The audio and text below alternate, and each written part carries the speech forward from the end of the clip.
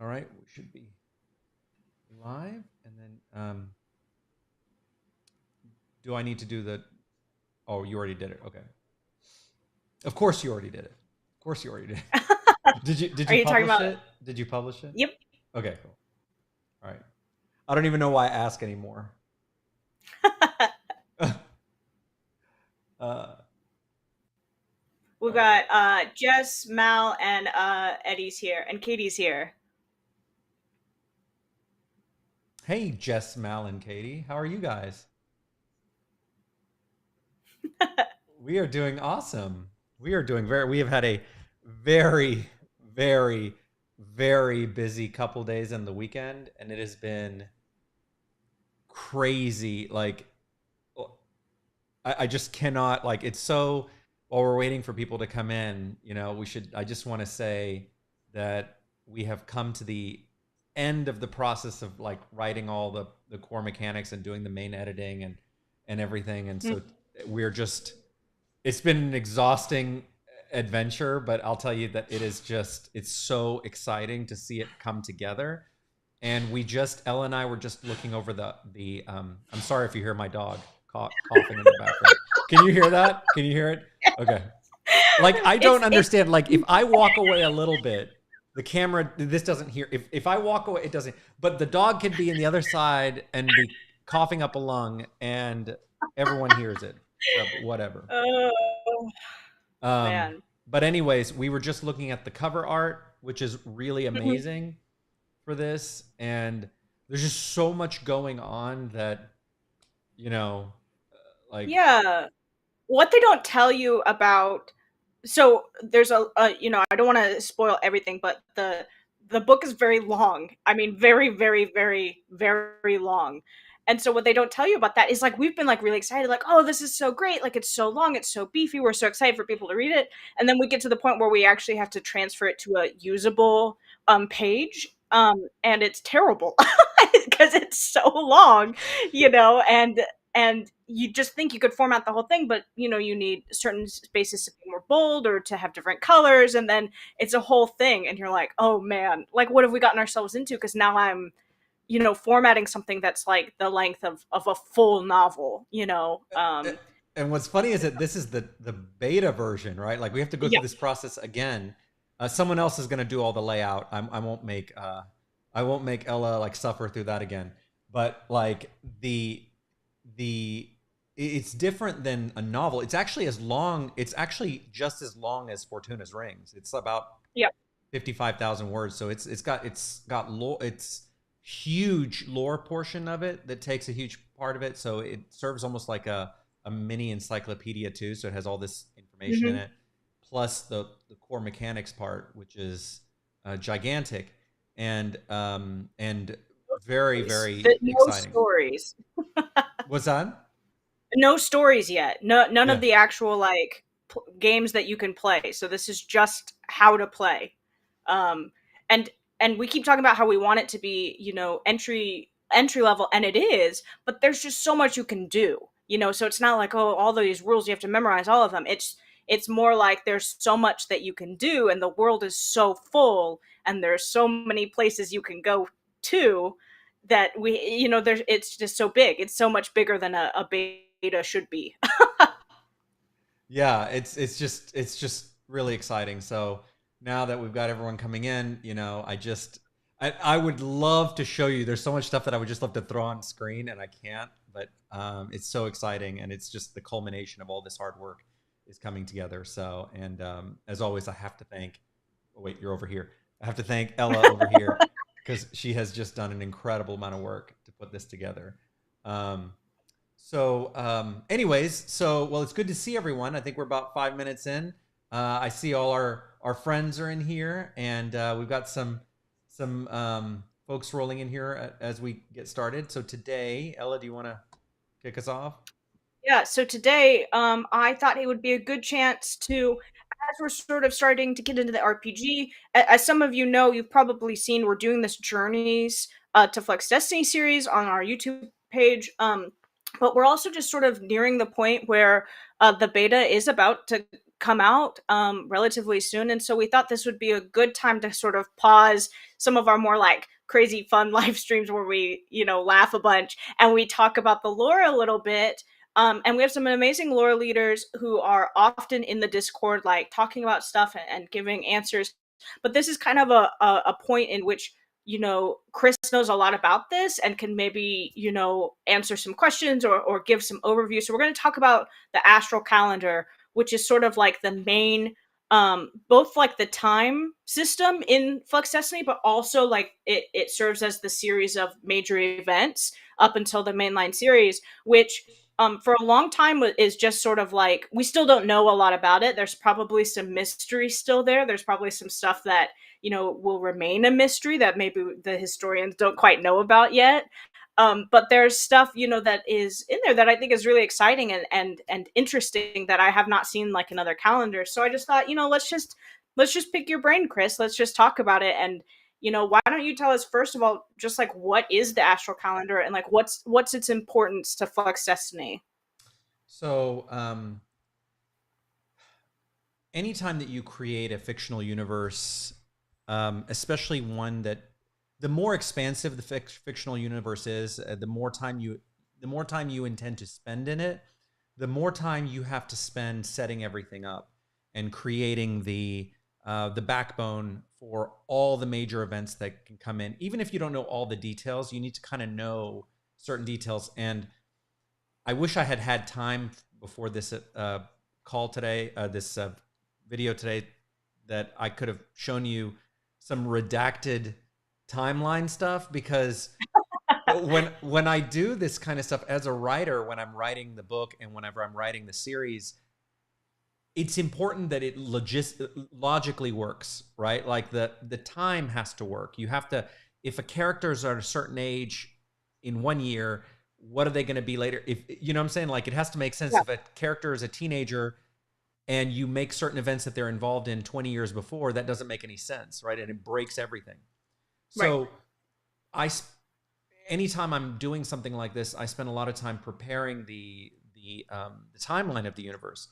And so we always talk a lot about how Flux Destiny takes place in this alternate Earth, and it is Earth. It's just an alternate Earth, and there are events that have happened that you know are why it's the alternate Earth, right? And we'll discover that over the course of the series. So, with all that said, the Astral Calendar is the main calendar that's used in the Flux Destiny universe, and it's very similar to our calendar, that we use now, but it has completely different events and things that are tied to it. There are certain events that roughly match current human history that happen in the Astral Calendar, but it starts with year one is the founding of the Mu Empire, which we'll discover is when Karmistry was discovered and when Mu as a country came into being. And Mu was around for many, many years, for about 1,700 years before the collapse of the Mu continent, which plays a major role in the Flux Destiny series, and the story behind that and what that was all about, and the uncovering of all that is related to that. So sorry for the long answer, but it needed a little. It's not just a calendar; it's actually the backbone of all of this. It's every major event, and it follows the same timeline as ours in terms of like the 1990 of this time period is roughly the same as our 1990. So just to kind of give you some context Right. around it. Fortuna is kind of like our America, right? Yeah, it's an alternate United States basically in this universe, and there are other countries within the world that we're going to reveal the world map very soon, within probably 2 months. I would say you're going to see the whole world map, where there are other cultures that are represented in these different countries in the world, and then you're going to be able to see the entire world map and where you can create OCs in those different countries as well. Even though the world itself as a map doesn't affect necessarily the mainline series, I wanted to build the whole thing out so that we could tell stories in other parts of the world, and that we could have people from other cultures come from those other things. So. Yeah, exactly. I think that it's a smart idea because we really wanted Flux Fantasy to feel like a full world, and I think that it definitely does. You know, even in our writing right now, another country might be way off, or might be doing something that's way off, and it still affects the way that it's written. So I think that's great. Okay, well, Chris, why don't you take us through some of the Sorry, most sorry about my dog. I was like, he hasn't been doing this all day. He's been quiet. oh, The minute I turn on a camera, he he starts gets going around excited. coughing. Like He's I like, just, lore yeah, for I Flux don't, Destiny, lore, and he's yeah, yeah, exactly. so it's Exactly. Um, you know, I do want to say real quick, just a nerdy thing is that because it's kind of based on our own Gregorian calendar kind of format, it's the same thing. So in, you know, how we use AD in our present period, and BC for before Christ. In this universe, you use AC, for astral calendar as just when it was established, and then BAC, which is before the astral calendar. So everything that happened prior to that is BAC. Um, yeah, it's way so back. yeah, so it's way You back. get it, So get it. that's how it goes. No, you okay? Whatever. Somebody in the comments will get it. Someone will get it. And I mean, there's if you go visit the Flux Destiny wiki, there's some more information about it. There's actually some more information about, you know, a little bit about how Mu used to keep time prior to or how the world kept time prior to the founding of Mu. So there's just, if you're super nerdy about that kind of lore, it has been written and established, and it's in there. Yeah. Well, and I was gonna ask like, what's your inspiration? But you already covered that. You don't need my help. Yeah, I mean, it's really important to me that when I was creating this universe, I wanted to create it where it's very easy, and we've talked about this in other videos, where it's very easy to create a full fantasy world that is all fantasy, you know, that's Mhm. completely fantasy and everything is made up, and those work for those visions, right? For this one, I wanted to create a universe where people had an anchor that they could relate to this universe, right? And part of it was taking elements of our world and putting it in there to make it more, you know, you could anchor yourself and be like, okay, 1990, I get that, right?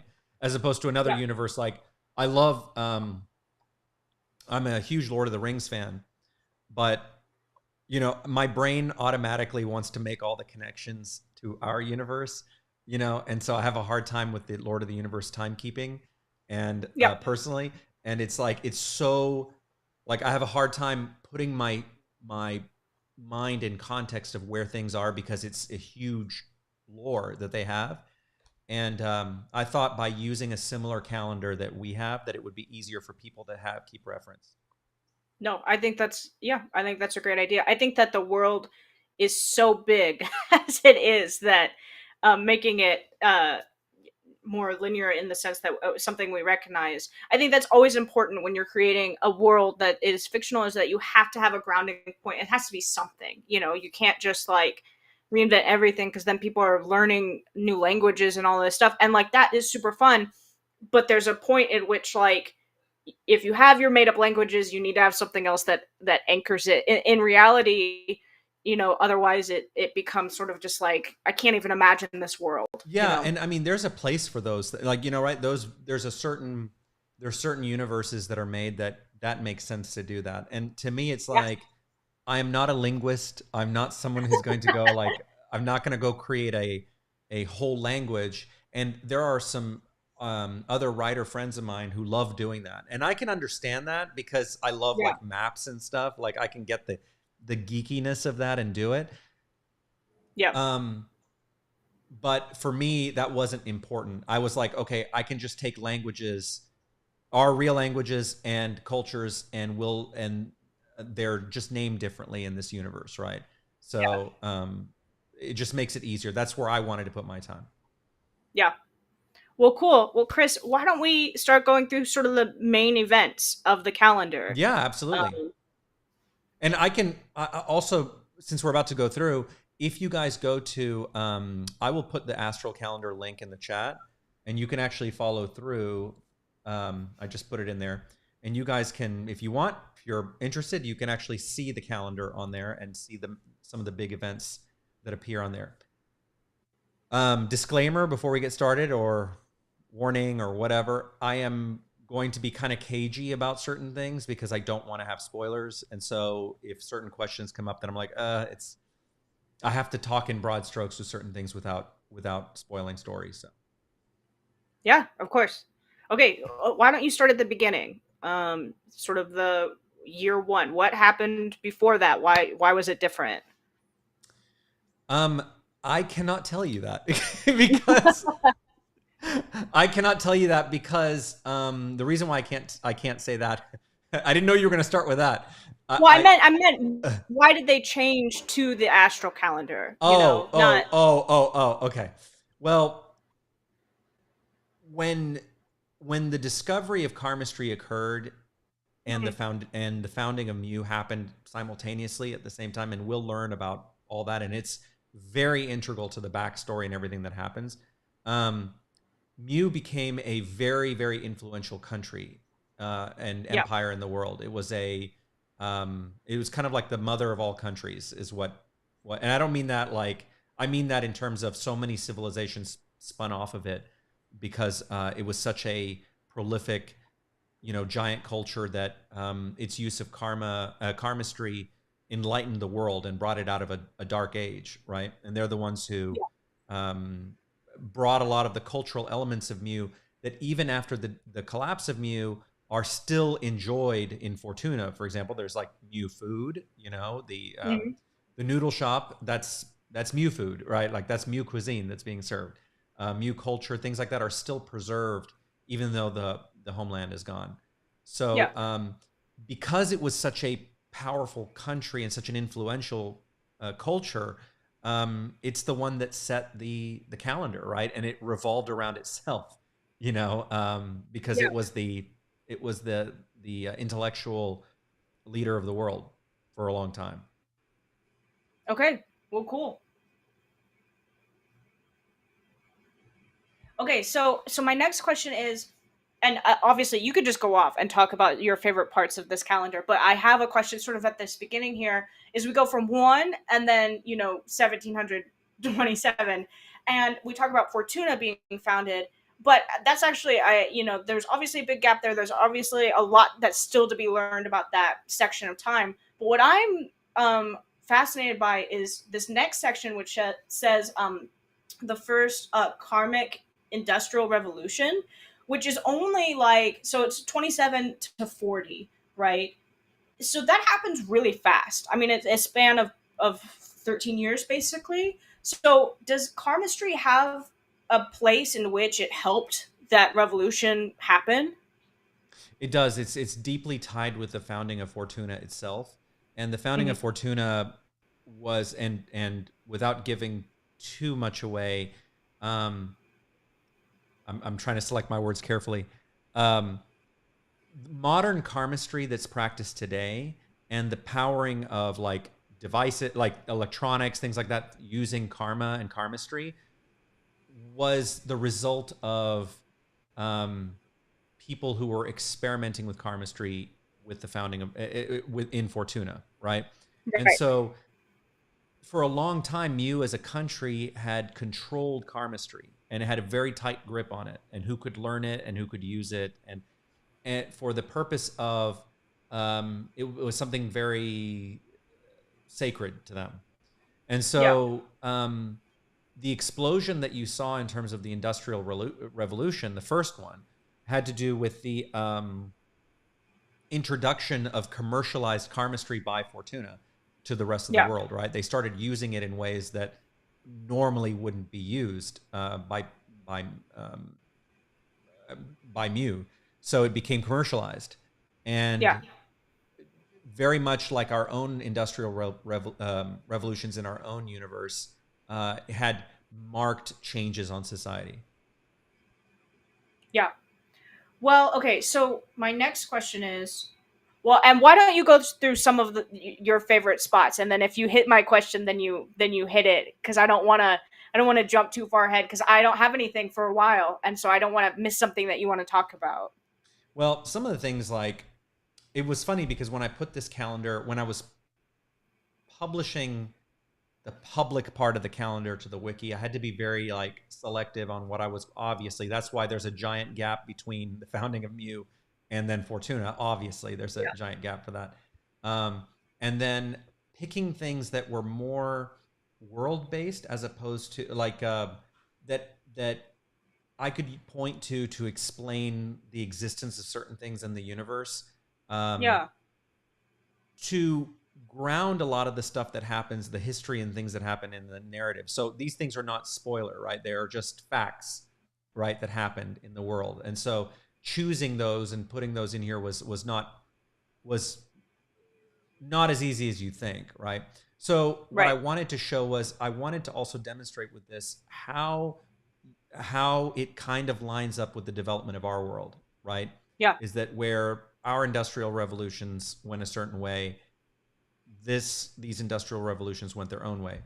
And you know, when the founding of gears happened, which is an important part of history, and you can read about that in the wiki. The Hmm. founding of Wolfgang, which is something very important as well. There's a whole story behind that that you'll end up finding out.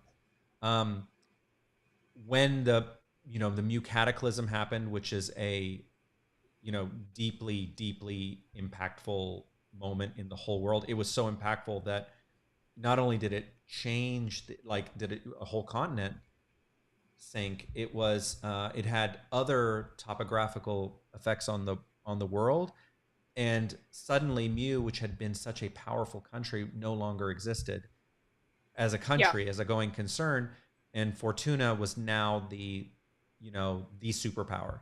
So it was a complete Yeah. shift. The whole world shifted, in one day over that, which is a gigantic shift.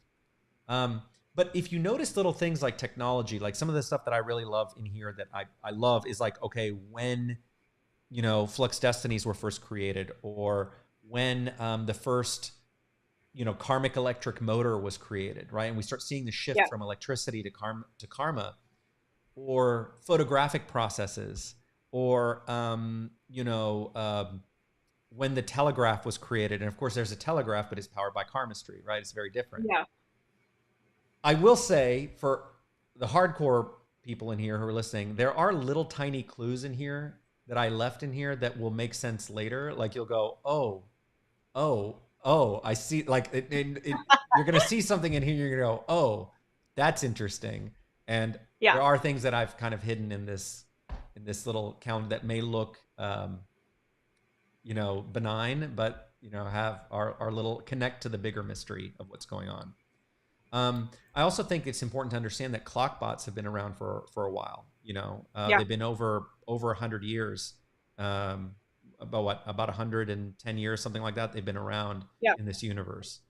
Um, the invention of photography, of the film process. So all these are major things. Now, the other major thing that is really one of my favorite parts is that in this universe is that the moon landing's failure. The moon in this universe, the moon landing failed, and they never landed on the moon. And everyone was so caught up with karmistry that it's like we don't need to leave this planet. We are so caught up with which has all sorts of thematic reasonings for this, and they tie into the bigger theme of the story. But Yeah. that's one of my favorite little moments in there.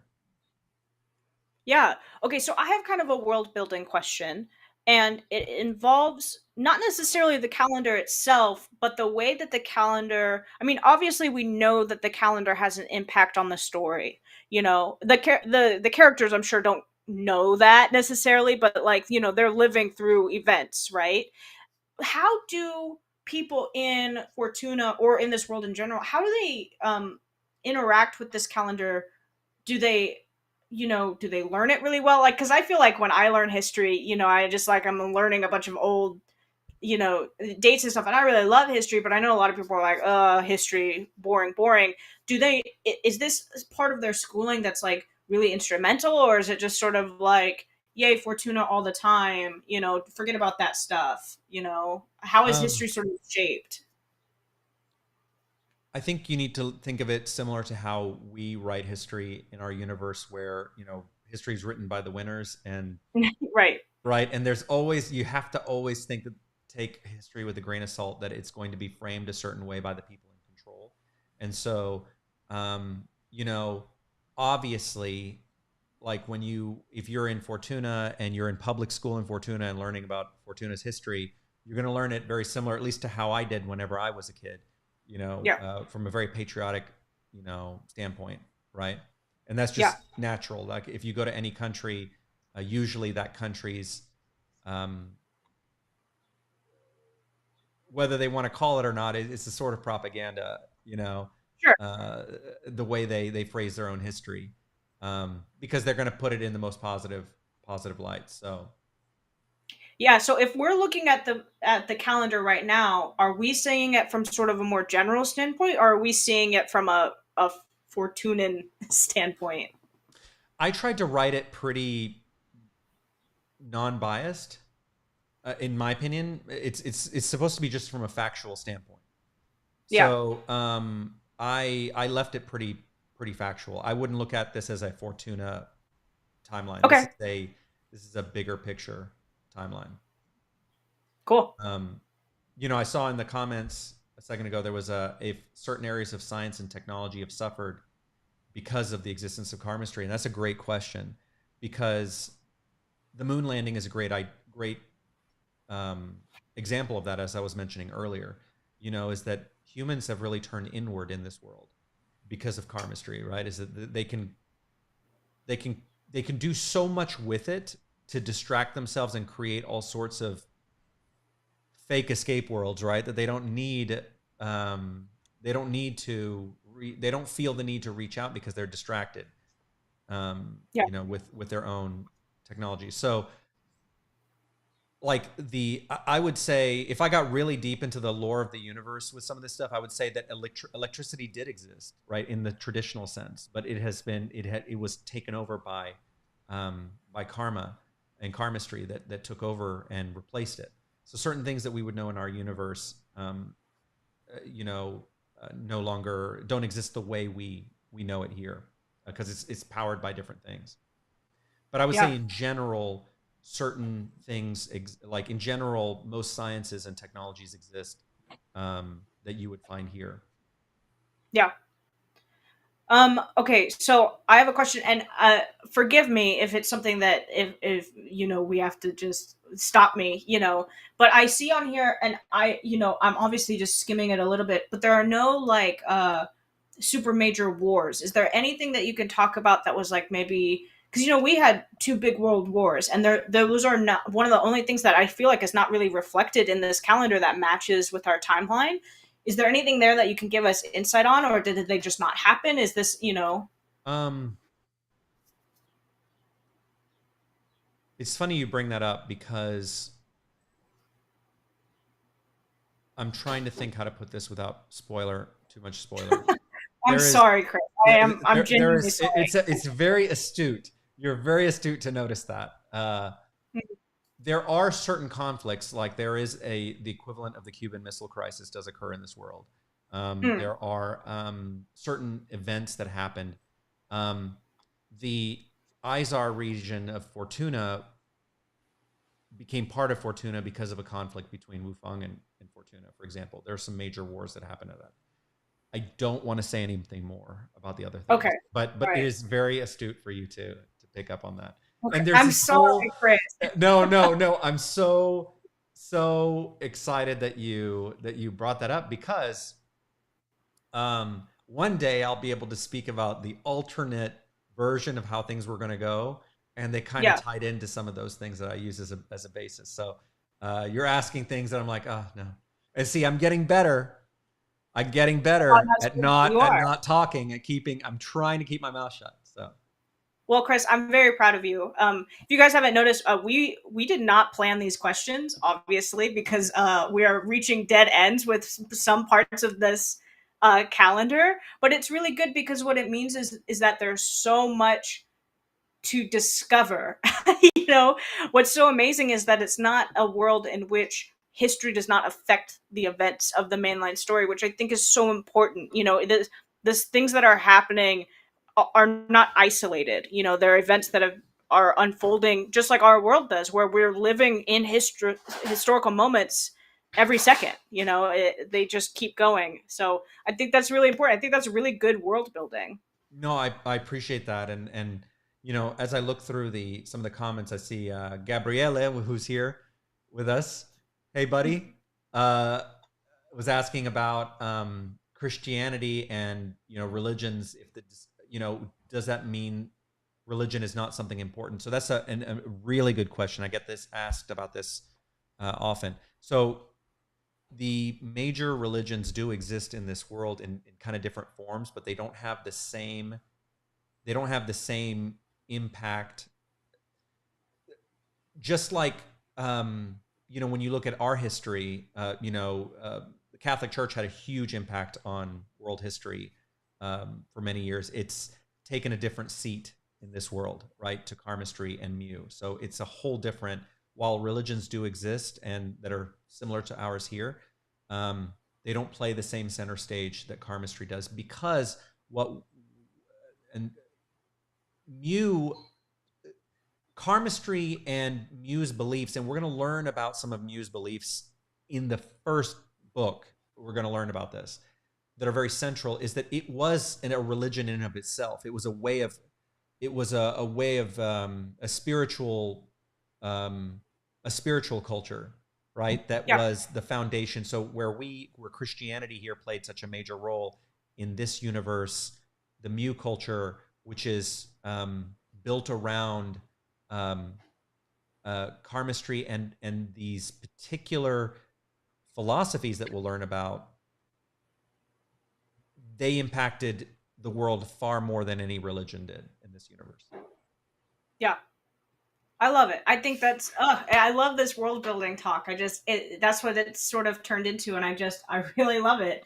So I know I want you to sort of finish out, with parts of the calendar that are closer to the mainline series. If there's anything that you could talk about, because I don't want to ask any more questions, because I honestly, I want to experience it, and I'm sure that other people will agree with me. They'd rather experience it all, together. But is there any sort of hints or anything that you can give us closer to sort of where we are in the 90s? So, yeah. So the first thing I would say is that, some of the main, some of the main things that happen in this world, like the invention of television, the mass production of TVs, things like that. These are cultural things that are that are referenced within the timeline. Yeah. Um, the only other thing that I won't talk about, I don't want to talk about, because again, this is something that you will end up discovering as part of the mystery that's unraveled in this book series, is why pandemonium exists. Okay, and so pandemonium is this. It's not a country anymore. It's like an anarchic region, right? That's right next to Fortuna, that used to be part of. Well, I'm not going to say anymore, except it was there. It used to be something else. It's not anymore, and so it's it that timeline also plays an important role. So it's not just by coincidence that pandemonium is there next Yeah. to Fortuna. So there's a whole story that's caught up with that. And Well, mhm. why don't you tell us a little bit more about TV and stuff? Because that is, I think, part of the, you know, uh, big parts of why, of some of the characters' motivations. Sometimes it is that new age that they're in with entertainment. And how escape artists sort of are different. Now, in the 90s than they might have been in the past. So over the past, since the sinking of Mu, the escape artists really went front and center in this universe, and they became more and more. Uh, they strayed more and more away from the original like exploration of karmistry and what it was for, and it became more commercialized, and it became where people essentially the greatest escape artists who exist today are like movie stars, right? They Right. are movie stars and athletes. Like that's how they're viewed in this world. So it's completely different than how it was first intended. Um, so the culture of that period of 1990s America that I used for the basis for this, it was deliberate because growing up in that era, that was prior to social media, and it was very difficult to like if you wanted to learn about an actor you liked or an athlete or whatever, you could only read about that on magazines or maybe catch them in an interview. Like if Madonna did an interview, that was a big deal, right? Because there was no social media. And so these actors and celebrities were like gods on Mount Olympus, at that time period. They were not accessible like they are now. And Yeah. so that plays a big part in all this, is to create that feeling that the great escape artists, the really cool ones, are when we learn about Hugo's role model, One Hit Wonder. He was one of those. He was one of those that Yeah. was, you know, up here. So um, the setting is deliberate to help emphasize that, because nowadays everyone can access everyone. I mean, you can send a DM to whoever now, and it's not the same. So there's kind of a missing mystique. Yeah. Well, cool, Chris. Uh, I know that. Oh, sorry. Go oh ahead. yeah, no, I want to answer one thing that I saw in the comments real quick. Uh, I saw Mal had asked about, Hugo's in there and Klaus is in there. The reason those two are in there, obviously Hugo's the main character and he's going to be in there. His brother Klaus is, and I've mentioned this before, he's in this series. Hugo's brother Klaus is a very famous movie star in this world, Hmm. television star. Yeah. And he plays a character named Ray Galaxy, who's this kid escape artist. And he's right. So it's very like Disney. It's kind of like Disney shows, like those, like a Hannah Montana. Like it's not Hannah Montana, but that level of, Klaus is Hannah Montana. yeah, Klaus is Hannah Montana. But Have you you know how ever like, seen Klaus and Hannah Montana in the same room? I don't think so. well, that's, you can't refute that. That's true. That's true. But the thing is that remember what a phenomenon like Hannah Montana was? Like it was just such a Yeah. phenomenon, right? Or the Power Rangers or any of these like shows that were huge phenomenons. Klaus is um he's the star of the show, which has that same weight and is very influential in this world. And so he and there's a whole, and because of the influence of the importance of him in this world, and we'll discover why, he's on the calendar. So that's why he's on there, because he's a major celebrity. Not that he really speaks to his family right now, but he's a major cultural icon in this world. Well, cool. Well, Chris, I think that that sort of spans the entire timeline. I know that this was a little bit of a shorter live, but I just wanted to keep it short and simple because there's a lot of really good information in there, and I'm sure it will grow. I'm sure that there's much more to add eventually to this calendar. Well, it's so funny because I I wish I could just show, like I'm literally, you can't, I'm hoping there's no reflections, you can't see what I'm looking at. I have the whole calendar expanded in front of me, and it's deeply detailed, and you've seen it too. Mhm. And so you've seen all the stuff that we have. It's this is what's presented is very tiny for obvious reasons, right? We want you to experience the story and discover the world and its history through the story, not by reading it, in a Wikipedia article. And Yeah.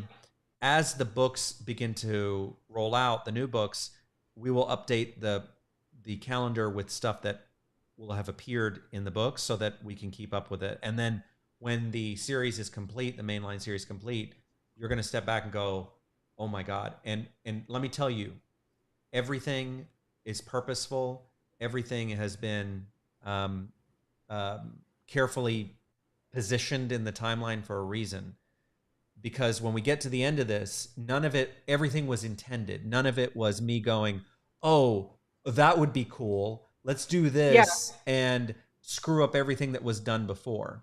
Because I feel Yeah. like the timing, uh, I know I'm triggering myself right now. I'm triggering myself because I hate, I absolutely hate when I get into a universe and they start messing with the timeline that's been established by creating things that ruin the established canon. Sometimes you have to, right? Like sometimes you have to create something new for the for history that wasn't created before, and that's acceptable, of course, right? But when it Yeah. starts materially interfering with the the main part of the world, I have a major problem with that because my issue with that is your suspension of disbelief starts to dissipate, right? Because Yeah. now instead of being immersed in the story, you are more concerned about the logical holes. Well, that doesn't work. That doesn't Yeah. work. That doesn't make sense. And so you have lost the illusion. And I'm very passionate about that because the whole point of the storytelling is for you to lose yourself in the story and in the world and to escape in it and to walk away with it and enter back into this real world and go, wow, that was a fun escape. You shouldn't be Yeah. distracted by bad writing or bad engineering of the story. And again, it's not completely avoidable, right? When you're building an expansive universe. But if you are purposeful about it and you do all your homework as much as you can ahead of time, which I have spent the last several years doing with this, and she can tell you, okay, she can tell you she's seen all of it, right? It's like Yeah. it's meant to when you're done, you can go, wow, that was thought out, it was thoughtful, yeah, that was intended, and none of it was made up just for the shock effect or to just create drama where it wasn't necessary. Sorry, I get a little wrapped, a little carried away with that because I'm so there is no excuse for bad Yeah. storytelling. There's no just no excuse for it. Like there's just no excuse. Sorry, I'll stop. I'll stop. I'm gonna take a drink of my coffee here and like stop. Well, and I'm sure that there might be things. I honestly, the world is so expansive, and I have seen it, and I'm not just saying that because I'm here and I'm working with you. It really is very expansive, and there might be stuff. I'd be happy to see stuff at the end of this and categorize stuff as things that you never even used, but they were just there because it was so thought out, and maybe you might use it. And instances and moments and parts of history that might may never come up, but they're there because the world is as real as it possibly could be, being born out of a couple of people. Well, and what's so important about that is that if you're going to, another reason why I spent so much time doing this was not only to create the foundation for the story, but it was for the RPG. Is that Yes. if Yeah. you're going to have a good RPG, you have to have this world that is thought out and that you can, the more lore foundation that you have in there, the more people have options to create stories and explore different parts of the universe. And you know what? The ones who take this seriously and take the lore of this universe seriously and start exploring, like for example, some of this stuff in this timeline, they are in some cases really just line items on my calendar, but I don't have a story in it, right? Like I don't currently have a story set in the first karmic industrial revolution, right? I don't have one in there. But there could be stories that come out of the RPGs that are so good that they deserve to be canonized because they respect the lore and that they they they do it in a way that's thoughtful and Yeah. well written, and you're like, that's good. So I want people to have all the tools that they need, the material to create really good stories from and really Yeah. exercise their, I've done all the hard work already setting all this stuff. You can take it and go make your own fun with it, is the point. I'm Well, sorry, I'm Chris, like super passionate about no, that. you Yeah, are. super passionate No, about I think it's good. You guys know this. Uh, you guys, you have to have somebody who's passionate, who cares about it. You know that somebody cares about it. It's not a world that is not loved. It is deeply. Flux Destiny is a deeply, deeply loved world by Chris and by me and by the fans. And I don't think that anybody would want you to be less passionate about something that has to make sense. I mean, you're dealing with an invented karmistry, which is such a cool thing, right? It has to make sense, and to do that, you have to ground it in some type of something that makes sense. You can't just like be like, oh, and then you can do this and this and this and this, and because then it doesn't feel, there's no consequence to it. It's just a fun kids story, you know. It can't be like that. It has to be a world in which things matter, but you still have cool adventures, you know, and you have to be able to have both, or else the story is just like, oh, it's a children's book, you know. Well, there's a talk I give about script writing, and it has to do with, you run into a lot of people. One of the most important things I learned whenever I was at Funimation, for example, when we were producing movies and TV shows, and was how important, like, if you could see, I think I've talked about this on another live, but I have shelves of books about storytelling, like script writing, storytelling, all these things, right? And they are, I, during that period, I immersed myself into that and really understood what makes a good story, and the founder and CEO of Funimation, Gen Fukunaga, who is a dear friend of mine, and not only was my boss, but is my mentor, and to this day is still a dear friend of mine, and someone I turn to for advice and things. He gave us this master class in like storytelling, but he also took a part in that, right? Like we all studied. It was like being in school. Like, and I had gone to film school. Okay, like I went to, my degree is in, I have a Bachelor of Science in Radio, TV, Film. I went to film school. I did all that stuff. But we invested deeply into understanding stories and how they work. And a lot of times, I'm coming around. I'm landing the plane, I promise.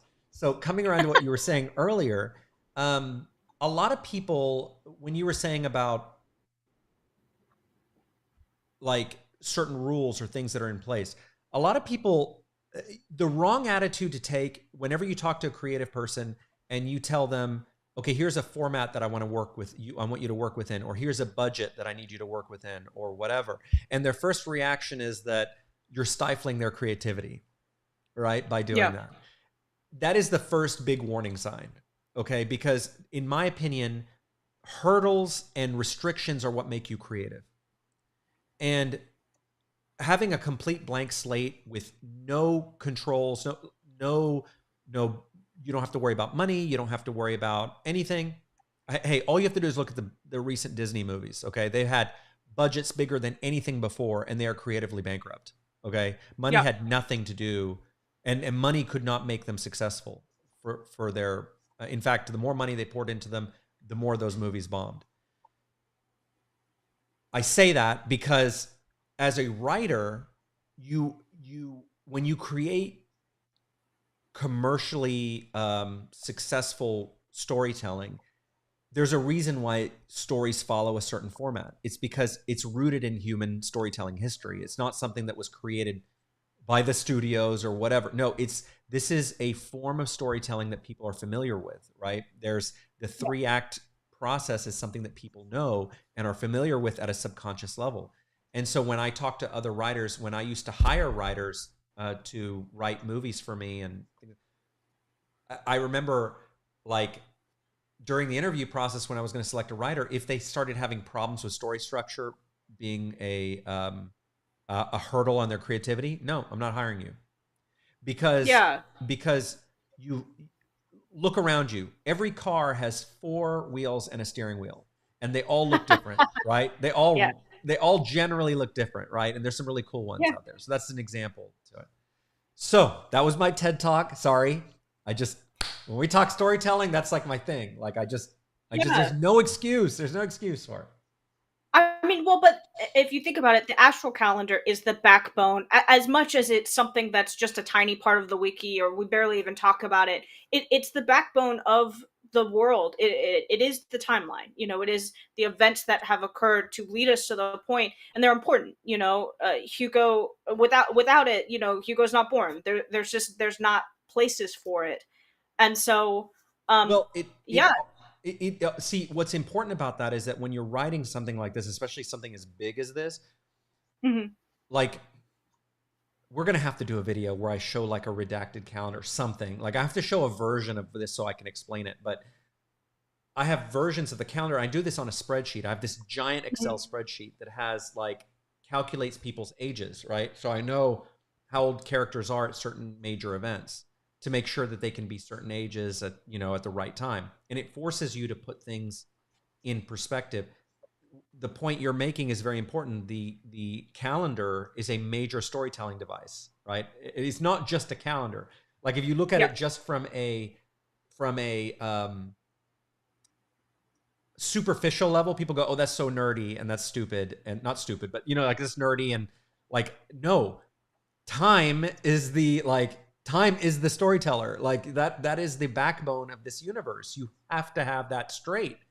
If you don't, you're going to run into all sorts of logical problems and messes. And then what happens?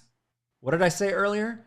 You lose the suspension of disbelief, and suddenly people are no longer talking about your story, and instead they're caught up with why your story doesn't make any sense and why it breaks lore. And I mentioned this. I mentioned this one a lot too. I talk about this a lot. The idea, and I'm butchering this. I need to find the original quote of this, but it was such a good quote. It was such a good quote. It's like, what makes worlds authentic and what gives an author the authority to speak about their world is their knowledge about their own world and how much they know Yeah. about it, right? And that's what gives an author authority and what makes their world authentic. Those words tie together that way.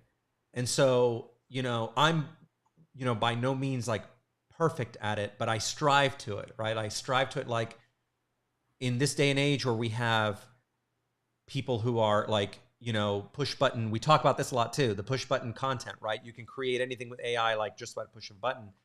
People, there is the handmade stuff. When you see a grandfather clock that's been carved and handmade, or what, there's something just amazing about that, right? And our little studio here is committed to that, is to creating this like really thoughtful, hand carved universes and stories that you can appreciate for the worksmanship. That's like, I've Yes. I've been so long in like in other, you know big major companies where, um the that's not the point, right? But Yeah. there are companies who who excel because of that, because of their attention to the quality. So Yeah, I mean, not to toot our own horn, for a second here, but I mean, like, Chris and I work like 13-hour days. I mean, we're not like sitting here just like, oh, this is so fun. Like, yeah, I get to make an RPG. Like, it is work. I mean, it is like backbreaking, headache inducing, but we like love it. It's not work because it's such a like creating a world, in which everybody gets to enjoy it. And every time something goes out that we're so proud of, like this Astral Calendar is such a small part, but it was work to make it, and we love it and we care so much about it, and we hope that somebody, and we know that you guys love it too, and we want you guys to love it as much as we do. So let us know in the comments of this video if you have any questions about the Astral Calendar. We'll try to answer them the best we can. Or if you like this video, let us know what kind of lore you want. Like, go through the wiki and be like, hey, I want to know more about that, and put it in the comments so that we can take a look at it and get some data from you so that we can put more work into it and give you guys sort of answers to questions about this world that is, you know, becoming so amazing. yeah, and especially about like, or storytelling or other, you know I think about some of my favorite universes, and I look at how there's a lot of care in them and what the creators have done. I'm not going to wade into this right now, but I'm just going to just I'm going to kind of lob this out there, and then I don't want to touch it anymore because it's such a hot topic right now and it's such a disaster. But the whole Star Wars universe has been affected by this. Yeah.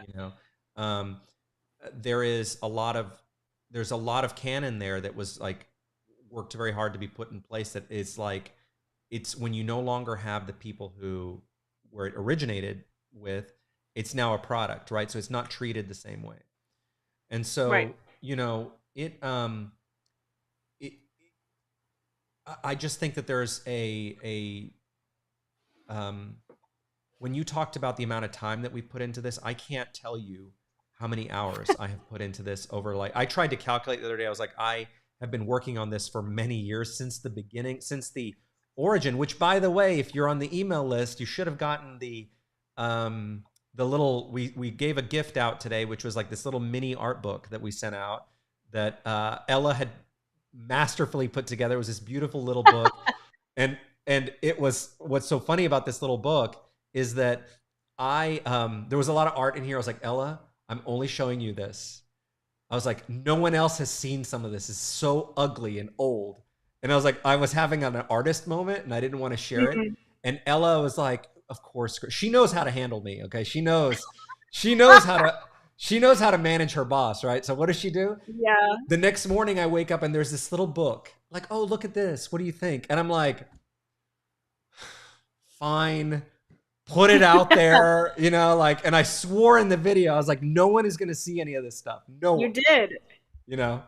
And so And I I hope didn't put it in the video because you said you won't see it in this video, and you won't see it in the video. That was true, that is but I true. did put it in an art book, and I thought, and you were very gracious to give it to me, because it is a journey, and it is so different. And we're gonna look at this art, years from now and be like, wow, look at that art, look at that, the way we first drew that or whatever, and it's gonna be great. We're so excited. Well, you know how it is, like, especially my fellow artists out there, you know, I was a self-taught artist, right? I joked in the video that I'm a street artist, right? Like, I didn't go to school for art. I was self-taught. And yeah, as a Mhm. result, you know, my early stuff was very rough, right? Like when I was first starting, it was very rough. It's not like what I can do now. And that's the result of many years of working on learning to draw and to get better at it, right? Yeah. And you know, it's hard because you look at it and you're like, you get embarrassed about your old work. Like any artist, this is like Sure. any artist Yeah. goes through this, right? So you know. Oh, and then look, I'm noticing the little, are you guys talking about the bug, the little pill bug? So there The was, pill bugs, yeah. in the book, there's this little concept art for this little pill bug that was supposed to be Hugo's pet in the story. And he never ended up showing up because the webcomic came to an end. But he was going to have this like cat-sized pill bug.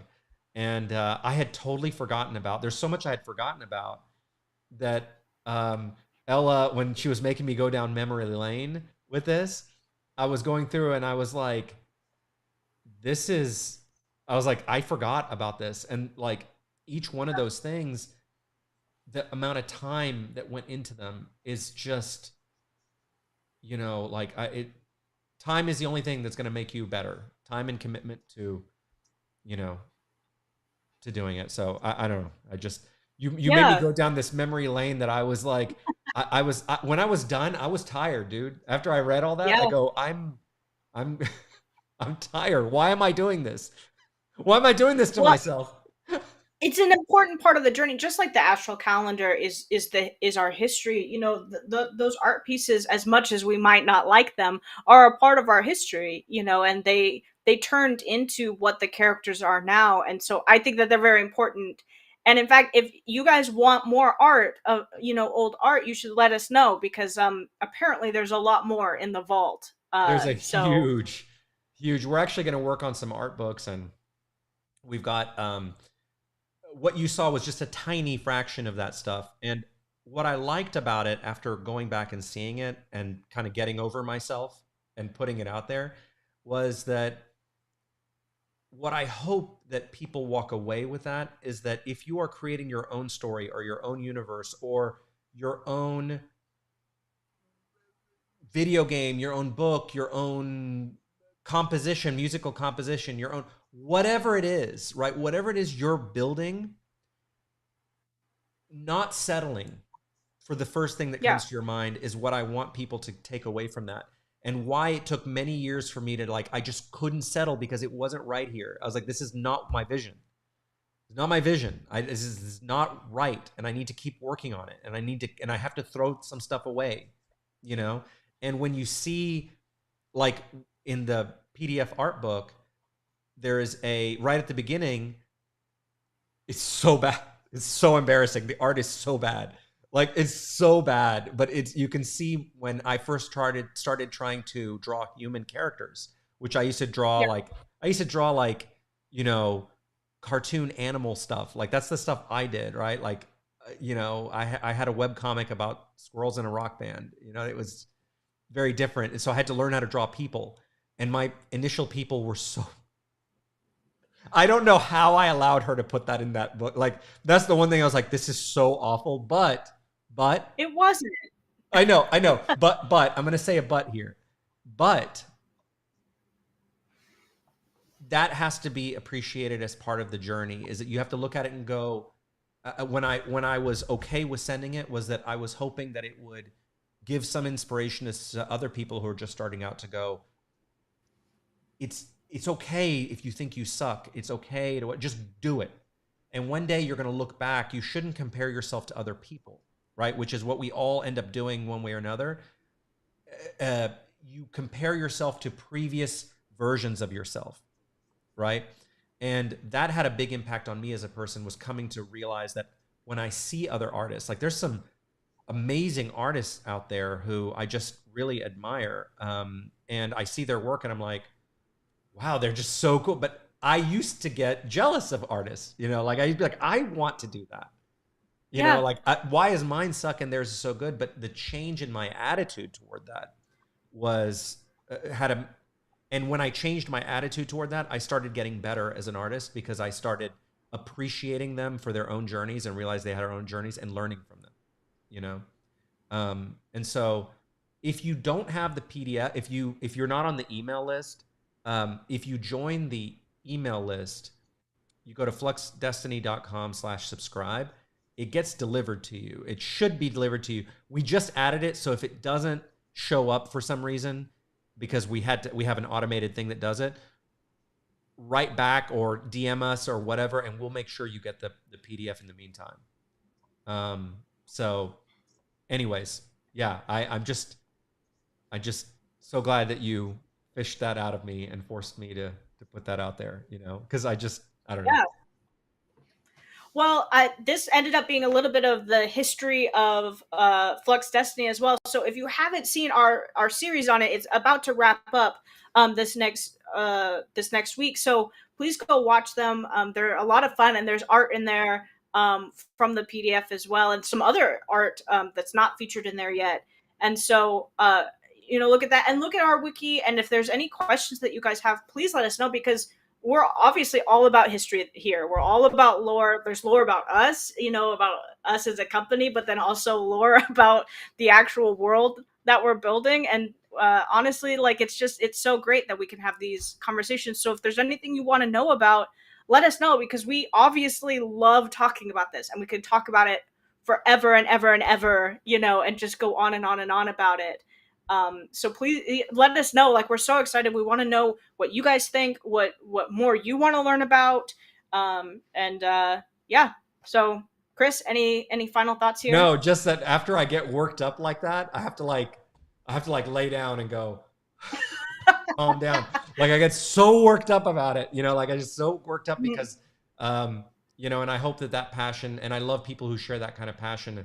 When Ella and I first met, when I was looking to bring on someone to help me with this, we immediately connected because of that same kind of passion.